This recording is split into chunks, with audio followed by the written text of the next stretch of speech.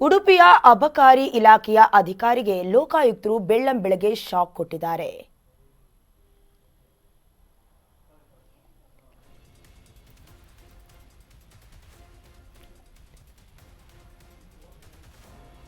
ಉಡುಪಿಯ ಅಬಕಾರಿ ಡಿಸಿಗೆ ಲೋಕಾಯುಕ್ತರು ಬೆಳ್ಳಂಬೆಳಗ್ಗೆ ಶಾಕ್ ಕೊಟ್ಟಿದ್ದಾರೆ. ಅಬಕಾರಿ ಡಿಸಿ ಮನೆ ಮೇಲೆ ಲೋಕಾಯುಕ್ತರು ರೇಡ್ ಮಾಡಿರುವುದು, ಅಬಕಾರಿ ಡಿಸಿ ಶ್ರೀನಿವಾಸ್ ಟಿಎಂ ಇವರ ಮನೆ ಮೇಲೆ ದಾಳಿ ನಡೆಸಿರುವುದು, ಶ್ರೀನಿವಾಸ್ಗೆ ಸಂಬಂಧಪಟ್ಟ 15 ಕಡೆ ಕಾರ್ಯಾಚರಣೆಯನ್ನು ನಡೆಸಿದ್ದಾರೆ. ಸುಮಾರು 2 ದಿನಗಳ ಕಾಲ ಲೋಕಾಯುಕ್ತ ಕಾರ್ಯಾಚರಣೆಗೆ ಒಳಪಟ್ಟು ಕಾರ್ಯಾಚರಣೆಯಲ್ಲಿ 9.57 ಕೋಟಿ ರೂಪಾಯಿ ಅಕ್ರಮ ಆಸ್ತಿ ಪತ್ತೆಯಾಗಿದೆ.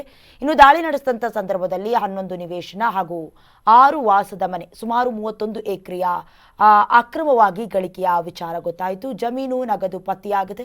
ವಾಹನ ಸೇರಿ ಹಲವು ಅಕ್ರಮ ವಸ್ತುಗಳನ್ನು ವಶಕ್ಕೆ ಪಡ್ಕೊಳ್ಳಲಾಗಿದೆ. ಅಂದರೆ ಆದಾಯಕ್ಕೂ ಮೀರಿ ಆಸ್ತಿ ಹೊಂದಿರುವ ಆರೋಪದ ಹಿನ್ನೆಲೆಯಲ್ಲಿ ಲೋಕಾಯುಕ್ತ ಪೊಲೀಸರು ಅಬಕಾರಿ ಇಲಾಖೆಯ ಜಿಲ್ಲಾ ಅಧಿಕಾರಿ ಶ್ರೀನಿವಾಸ್ ಟಿಎಂ ಅವರ ಮನೆ ಹಾಗೂ ಸಂಬಂಧಪಟ್ಟ 15 ಸ್ಥಳಗಳ ಮೇಲೆ ದಾಳಿ ನಡೆಸಿ 9.57 ಕೋಟಿ ರೂಪಾಯಿ ಮೌಲ್ಯದ ಅಕ್ರಮ ಆಸ್ತಿಯನ್ನ ಪತ್ತೆ ಹಚ್ಚಿದ್ದಾರೆ. ಇನ್ನು ದಾಳಿಯ ವೇಳೆ ಅಧಿಕಾರಿಗಳಿಗೆ 11 ನಿವೇಶನಗಳು, 6 ವಾಸದ ಮನೆಗಳು ಹಾಗೂ 31 ಎಕರೆ ಕೃಷಿ ಜಮೀನು ಸೇರಿದಂತೆ ಒಟ್ಟು 6,90,64,716 ಇಷ್ಟು ಮೌಲ್ಯದ ಸ್ಥಿರಾಸ್ತಿಗಳು ಪತ್ತೆಯಾಗಿದೆ.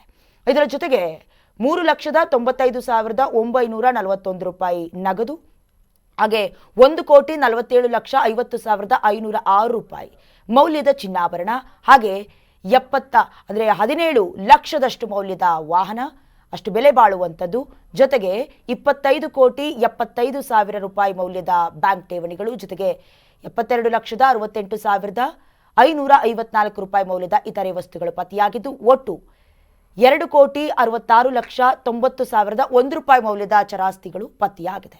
ಎಲ್ಲ ಆಸ್ತಿಗಳನ್ನು ಸೇರಿಸಿ ಒಟ್ಟು ಸುಮಾರು 9,57,00,000 ರೂಪಾಯಿ ಮೌಲ್ಯದ ಅಕ್ರಮ ಆಸ್ತಿ ಪತ್ತೆಯಾಗಿದೆ ಅನ್ನೋದಾಗಿ ಲೋಕಾಯುಕ್ತ ಮೂಲಗಳು ತಿಳಿಸಿದೆ.